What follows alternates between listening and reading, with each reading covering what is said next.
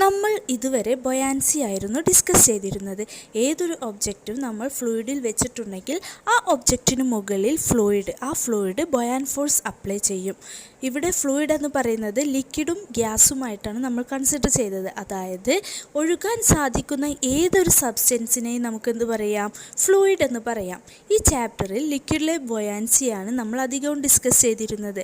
So ഇനി മുതൽ നിങ്ങൾക്ക് കൺഫ്യൂഷൻ വരാതിരിക്കുവാൻ വേണ്ടി ഞാൻ ലിക്വിഡ് എന്നാണ് ഫ്ലൂയിഡിന് പകരം പറയാൻ പോകുന്നത്.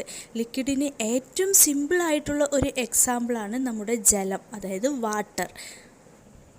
ഇന്ന് ഈ വീഡിയോയിൽ കൂടി ആർക്കിമിഡീസ് പ്രിൻസിപ്പിളാണ് നമ്മൾ ഡിസ്കസ് ചെയ്യുവാൻ പോകുന്നത്. ആർക്കിമിഡീസ് എന്ന സയൻറ്റിസ്റ്റാണ് ഈ ഒരു പ്രിൻസിപ്പിൾ കൊണ്ടുവന്നത്. അതുകൊണ്ട് അദ്ദേഹത്തിനോടുള്ള ബഹുമാന സൂചകമായാണ് ഈ ഒരു പ്രിൻസിപ്പിളിനെ നമ്മൾ ആർക്കിമിഡീസ് പ്രിൻസിപ്പിൾ എന്ന് പറയുന്നത്. ഇതിലെന്താണ് പറയുന്നത്? അതിനു മുമ്പ് നമ്മൾ പഠിച്ചതൊക്കെ ഒന്ന് നമുക്ക് റിവൈൻഡ് ചെയ്ത് നോക്കിയാലോ? ഇവിടെ ഞാനൊരു പാത്രം നിറയെ ജലമെടുത്തിട്ടുണ്ട്. ശേഷം 100 ഗ്രാം ഭാരമുള്ള ഒരു ഒബ്ജക്റ്റ്, അതിന് വെയിറ്റ് ഞാൻ എങ്ങനെ മെഷർ ചെയ്തത്? സ്പ്രിംഗ് ബാലൻസ് വെച്ചിട്ട്. ആ ഒരു ഒബ്ജക്റ്റിനെ ഞാൻ ഈ ജലത്തിലേക്ക് വെക്കുവാൻ പോവുകയാണ്. ഇനി നോക്കൂ, ആ ഒരു ഒബ്ജക്റ്റിനെ ഞാൻ ജലത്തിൽ താഴ്ത്തുകയാണ്. താഴ്ത്തുന്ന സമയം പകുതിയോളം ഒബ്ജക്റ്റ് ജലത്തിലും പകുതിയോളം എവിടെയാണ്? വായുവിലുമാണ് ഇപ്പോൾ നിൽക്കുന്നത്. ആ സമയം അതിലെ സ്പ്രിംഗ് ബാലൻസിലെ റീഡിങ് കാണിക്കുന്നത് 80 ഗ്രാം ആണ്. ആ ഒബ്ജക്റ്റിൻ്റെ ഭാരം എന്ന് പറയുന്നത് 80 ഗ്രാം ആണ്. അതായത് നമുക്ക് എന്ത് മനസ്സിലായി? അവിടെ ഒരു ചെറിയൊരു ഭാരക്കുറവ് അനുഭവപ്പെടുന്നുണ്ട് അല്ലേ ആ ഒബ്ജക്റ്റിനെ. ഇനി നെക്സ്റ്റ് നോക്കൂ. ഇനി ഞാൻ ആ ഒബ്ജക്റ്റ് മുഴുവനായും ജലത്തിൽ താഴ്ത്തിയാൽ 60 ഗ്രാം ആണ് കാണിക്കുന്നത്. സോ എന്ത് നമുക്ക് മനസ്സിലായി?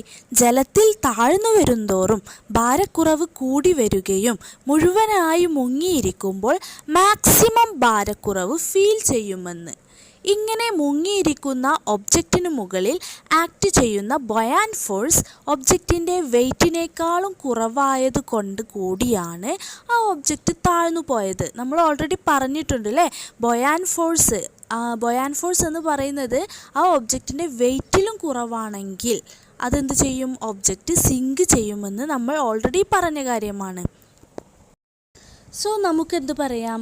The maximum loss in weight of an object takes place when it is fully immersed in a liquid.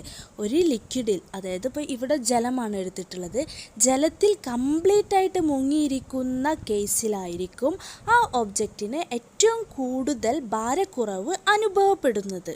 പിന്നെ നമ്മൾ buoyant force equal to loss of weight ആണെന്ന് പറഞ്ഞു. അതായത് ഒരു ഒബ്ജക്റ്റ് ഏത് ലിക്വിഡിലാണോ ഇമ്മേഴ്സ് ചെയ്തിരിക്കുന്നത് ആ ലിക്വിഡിൽ അതിന് അനുഭവപ്പെട്ട ഭാരക്കുറവ്, ഇതിനെയാണ് നമ്മൾ ബൊയാൻ ഫോഴ്സ് എന്ന് പറയുന്നതെന്ന് പറഞ്ഞു. പിന്നെ നമ്മൾ അതെങ്ങനെ കാൽക്കുലേറ്റ് ചെയ്യാമെന്നും പറഞ്ഞു. എങ്ങനെ?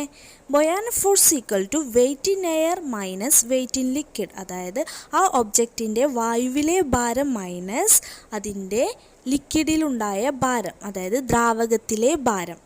ഇവിടെ നമ്മൾ ദ്രാവകം ഏതാ എടുത്തിട്ടുള്ളത്? ജലം അല്ലേ? ഇനി ഇത് നോക്കൂ. ഒരു ജലം നിറച്ച പാത്രത്തിൽ ഞാനൊരു സ്റ്റോൺ വെച്ചപ്പോൾ ആ സ്റ്റോണിന് എത്ര വോളിയം ഉണ്ടോ അത്രയും വോളിയം ജലം പാത്രത്തിൽ ഉയരുന്നതായി കാണുന്നില്ലേ? ഇനി നമുക്ക് വേറൊരു ആക്ടിവിറ്റി നോക്കാം. അതിനു വേണ്ടി ഞാൻ ഒരു പാത്രം നിറയെ ജലം എടുത്തിട്ടുണ്ട്. ശേഷം ഒരു ഒബ്ജക്റ്റ്, ഫോർ എക്സാമ്പിൾ ഒരു സ്റ്റോൺ എടുത്ത് അതിനു മുകളിൽ വെച്ചിട്ടുണ്ടെങ്കിൽ കുറച്ച് ജലം എങ്ങനെയായാലും ആ പാത്രത്തിന് പുറത്തു പോകില്ലേ? ബിക്കോസ് ആ പാത്രം നിറയെ ആയിരുന്നു ഞാൻ ആദ്യം ജലം എടുത്തിരുന്നത്. ആ കേസിൽ ഞാൻ അവിടെ സ്റ്റോൺ വെക്കുമ്പോൾ സ്റ്റോണിന് നിൽക്കാൻ അവിടെ സ്പേസ് ഉണ്ടായിരുന്നോ? ഇല്ല.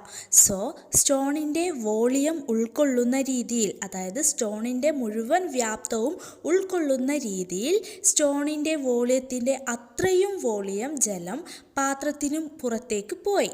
സ്റ്റോണിന് പകരം ഏതൊരു ഒബ്ജക്റ്റ് എടുക്കുകയാണെങ്കിലും ആ ഒബ്ജക്റ്റിൻ്റെ എത്ര ഭാഗം ജലത്തിൽ മുങ്ങിയിരിക്കുന്നോ അതിൻ്റെ സൈസിനനുസരിച്ച് ആയിരിക്കും പുറത്തേക്ക് പോകുന്ന ജലം. എപ്പോഴാണ് ആ ഒബ്ജക്റ്റ് സിങ്ക് ചെയ്യുക? ആ ഒബ്ജക്റ്റിൻ്റെ ഭാരത്തിലും കുറവാണ് ജലം ആ ഒബ്ജക്റ്റിനു മുകളിൽ കൊടുക്കുന്ന ബൊയാൻ ഫോഴ്സ് എങ്കിൽ അത് സിങ്ക് ചെയ്യും. ആ ഒബ്ജക്റ്റിൻ്റെ എത്ര ഭാഗം സിങ്ക് ചെയ്തു എന്നതിനെ ഡിപ്പെൻഡ് ചെയ്തായിരിക്കും ആ പാത്രത്തിൽ നിന്ന് പുറത്തു പോകുന്ന ജലം. അതായത് ഒബ്ജക്റ്റിൻ്റെ സിങ്ക് ചെയ്ത അത്രയും ഭാഗത്തുള്ള ജലമായിരിക്കും പുറത്തു പോയിട്ടുണ്ടായിരിക്കുക. സോ ആ ഒബ്ജക്റ്റ് ആ ജലത്തിൽ വെച്ചപ്പോൾ അതിൽ നിന്ന് ഡിസ്പ്ലേസ് ചെയ്തു പോയ ജലത്തിൻ്റെ ഭാരവും ആ ഒബ്ജക്റ്റിൻ്റെ മുകളിൽ ആക്ട് ചെയ്ത ബൊയാൻ ഫോഴ്സും തമ്മിൽ ഒരു റിലേഷൻ ഉണ്ടെന്ന് മനസ്സിലായില്ലേ? ഈ റിലേഷൻ എന്താണെന്നാണ് ആർക്കിമിഡീസ് പ്രിൻസിപ്പിൾ പറയുന്നത്.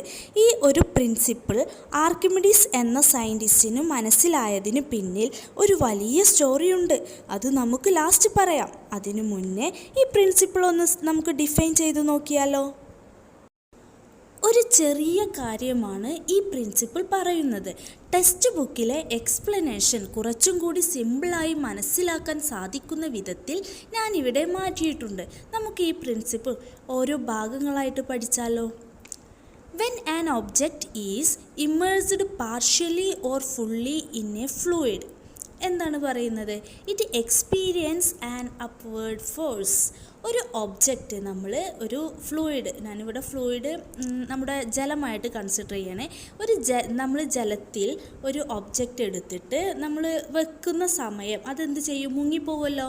ഒന്നെങ്കിൽ ആ ഒബ്ജക്റ്റ് എന്ത് ചെയ്യും? പകുതി മുങ്ങിയിരിക്കും, അല്ലെങ്കിൽ കംപ്ലീറ്റ് ആയിട്ട് മുഴുവനായിട്ടും ആ ജലത്തിൽ മുങ്ങിപ്പോകും. ആ സമയം ഏത് സമയത്താണെങ്കിലും, പാർഷ്യലി ഓർ ഫുള്ളി, പകുതിയാണെങ്കിലും കംപ്ലീറ്റ് ആയിട്ട് മുങ്ങിയിരിക്കുന്ന സമയത്താണെങ്കിൽ പോലും ആ ഒബ്ജക്റ്റിൻ്റെ മുകളിൽ ഒരു അപ്വേർഡ് ഫോഴ്സ് ആക്ട് ചെയ്യുന്നുണ്ടായിരിക്കും. അപ്വേർഡ് ഫോഴ്സ് എന്ന് പറഞ്ഞാൽ മുകളിലേക്ക് ഒരു ഫോഴ്സ് കൊടുക്കുന്നതായിട്ട്, ആ ജലം ആ ഒബ്ജക്റ്റിന് മുകളിലേക്ക് ഒരു ഫോഴ്സ് കൊടുക്കുന്നതായിട്ട് ഫീൽ ചെയ്യും. ഈ അപ്വേർഡ് ഫോഴ്സിനെയാണല്ലോ നമ്മൾ ബൊയാൻ ഫോഴ്സ് എന്ന് പറഞ്ഞത്. That is it experience an upward force that is equal to the weight of the fluid displaced by it. എന്താണ് ഈ അപ്വേർഡ് ഫോഴ്സ് എന്ന് പറയുന്നത്? അതായത് ഈ ബൊയാൻ ഫോഴ്സ് എന്ന് പറയുന്നത് എന്തിന് ഈക്വൽ ആയിരിക്കും?